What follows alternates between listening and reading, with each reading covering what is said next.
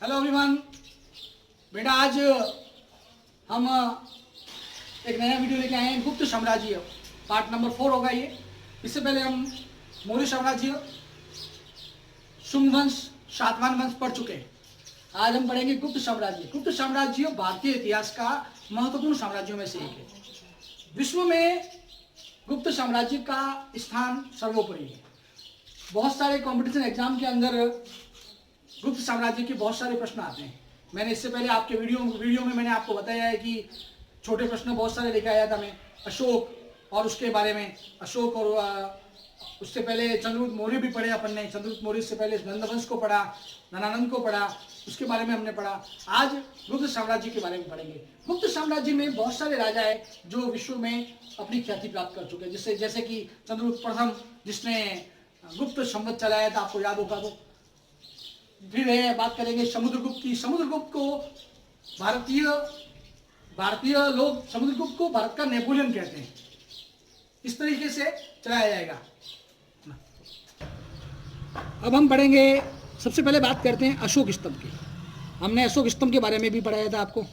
उसके बाद हमने सांची के स्तूप के बारे में भी मैंने आपको पढ़ाया था, और अशोक के साम्राज्य के बारे में भी मैं भी आपको पढ़ाया था। अशोक का काल भी हम पढ़ चुके हैं। अशोक का साम्राज्य अगर विश्व मैप में देखें तो अफगानिस्तान से लगाकर दक्षिण एशिया तक फैला हुआ था। उसी प्रकार से दक्षिण भारत और भारत के सभी स्थानों पर अशोक का साम्राज्य था। इस विशाल साम्राज्य के बारे में भी हम पढ़ चुके हैं। इसके बाद इससे पहले हमने शुंग वंश के बारे में पढ़ा। शुंग वंश की स्थापना 185 ईसा पूर्व में हुई थी। इसकी स्थापना पुष्यमित्र शुंग ने की थी। ये हम पढ़ चुके हैं आगे। वृहदत्त का ये प्रधान सेनापति था। हम जानते हैं कि वृहदत्त मौर्य साम्राज्य का अंतिम सम्राट था।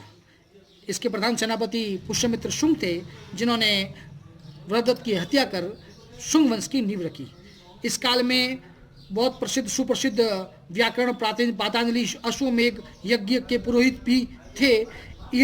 इसके बाद इस वंश में कई राजा हुए, जैसे अग्निमित्र, ज्येष्ठमित्र, भद्रक, भागवत और देवभूति जैसे। इस वंश का भी विश्व इतिहास में बड़ा नाम है। इसके बाद नया वंश आया, वो वंश था सातवाहन वंश। ये भी अपन पढ़ चुके हैं। सातवाहन वंश के बारे में भी जानकारी हम ले चुके हैं। सातवाहन वंश के गौतमी पुत्र सातकर्णी, रुद्रदामन प्रथम, ये सब महत्वपूर्ण शासकों में से एक है।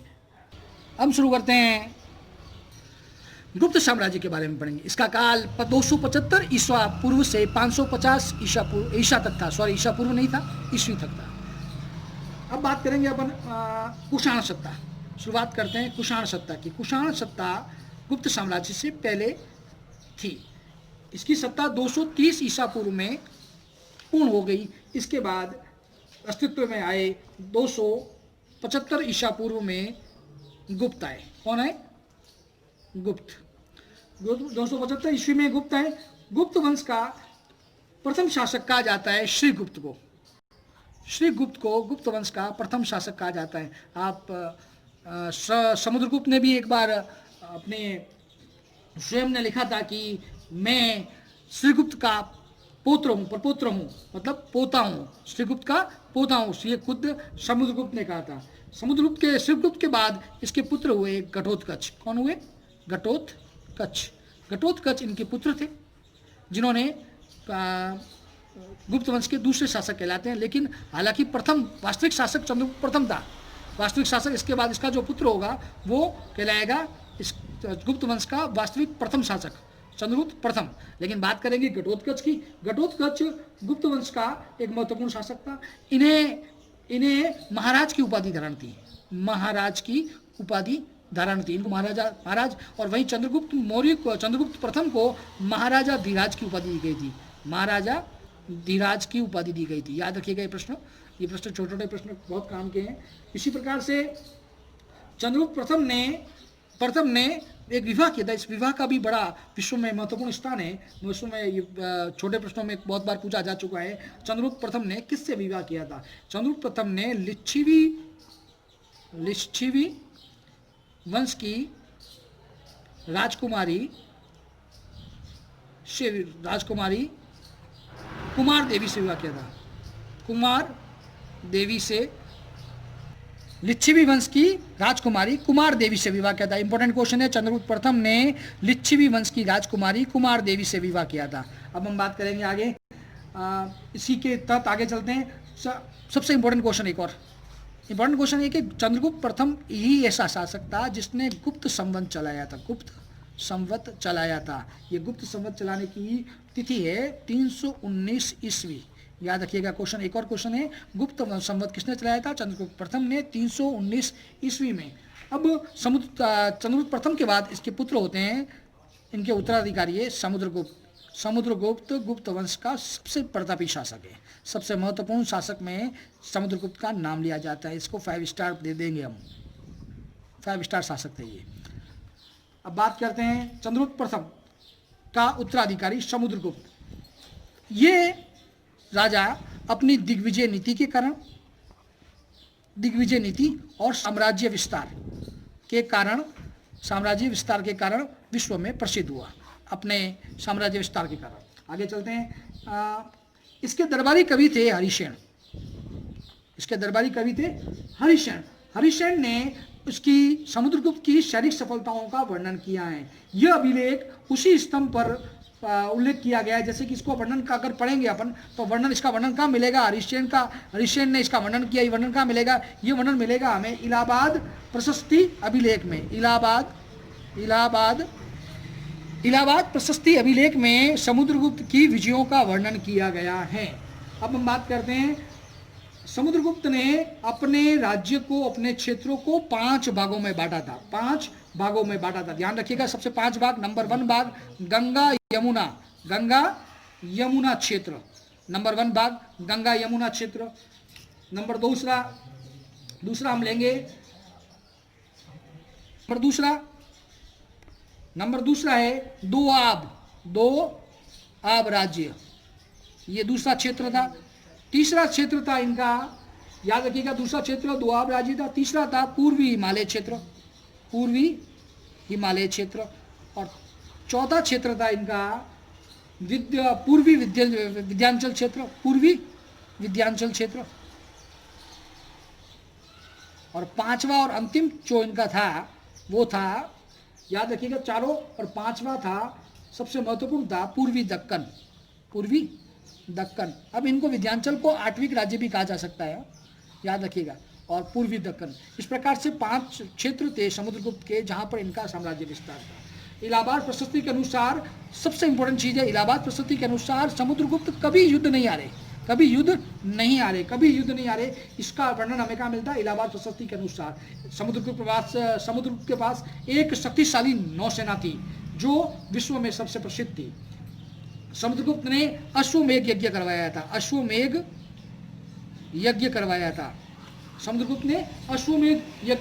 था। और वहां पर उसने सिक्के बनवाए। सिक्कों पर उसने अश्वमेध पराक्रम भी लिखा गया है। समुद्रगुप्त एक बहुत बड़ा आर्टिस्ट भी था, बहुत बड़ा क्या कहते हैं, संगीतकार भी कह सकते हैं, और ललित कलाओं में निपुण था। उसे कविराज भी कहा गया है। समुद्रगुप्त को कविराज भी कहा गया है। समुद्रगुप्त संगीत में बहुत निपुण था। उसने एक सिक्के में अपने आप को वीणा बजाते हुए भी बताया है। समुद्रगुप्त विष्णु का भक्त था। समुद्रगुप्त सभी प्रकार के ललित कलाओं में निपुण था।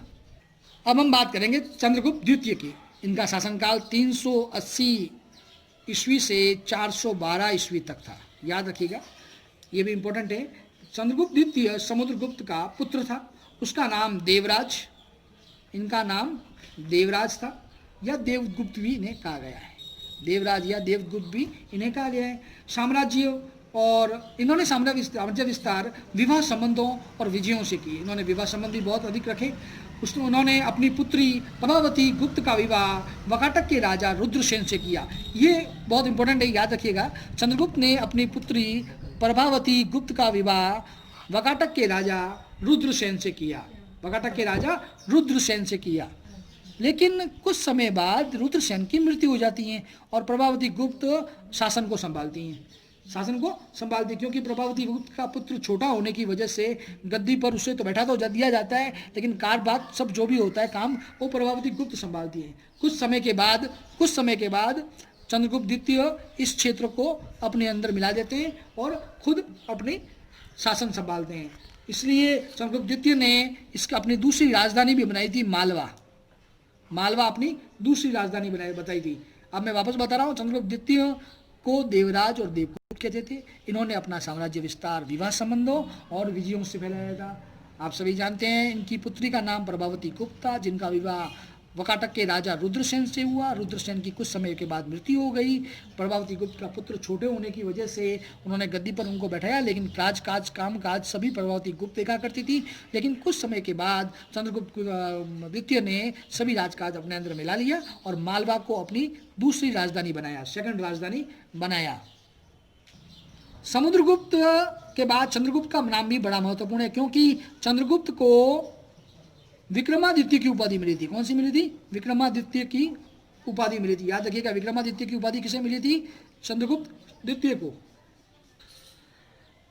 चंद्रगुप्त द्वितीय के बाद उनके पुत्र हुए कुमारगुप्त। कुमारगुप्त नालंदा विश्वविद्यालय का संस्थापक कहा जाता है कुमारगुप्त को, और उसका राज्य सौराष्ट्र और बंगाल तक फैला हुआ था। कुछ दिनों के बाद इनका विद्रोह का सामना करना पड़ा, और उनके बाद जो आए राजा, एक और राजा है, इसका नाम था स्कंदगुप्त। याद रखिए, स्कंदगुप्त का नाम भी बहुत महत्वपूर्ण है।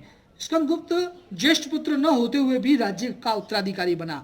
यह कुमारगुप्त के बड़े बेटे नहीं थे, लेकिन तो भी इन्होंने राज्य अपने हाथ में लिया। जूनागढ़ अभिलेख के अनुसार पता चलता है कि सुदर्शन झील का जीर्णोद्वार स्कंदगुप्त के द्वारा किया गया था। सुदर्शन झील का जीर्णोद्वार, जीर्णोद्वार का मतलब आप जानते हैं पुनः मरम्मत करवाना, स्कंदगुप्त के द्वारा किया गया था। जूनागढ़ अभिलेख में ही इस बात का उल्लेख किया गया है कि सिंहासन पर बैठने के समय स्कंदगुप्त को मल्लेच्छों से और हुणों से भी जूझना पड़ा था। स्कंदगुप्त का भी मल्लेच्छों और हुणों से जूझना पड़ा।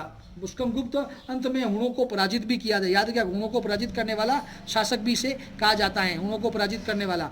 और इन्होंने सुदर्शन झील का जीर्णोद्वार भी करवाया था। याद रखिएगा, प्रश्न ये कुछ इंपॉर्टेंट प्रश्न है। इसी प्रकार से हम आगे वाले वीडियो में बनाते रहेंगे। आप इसके बारे में अगर चाहते हैं और देखना तो हमारी टेलीग्राम की आईडी में जा सकते हैं। टेलीग्राम आईडी आपको नीचे मिल जाएगी आपको।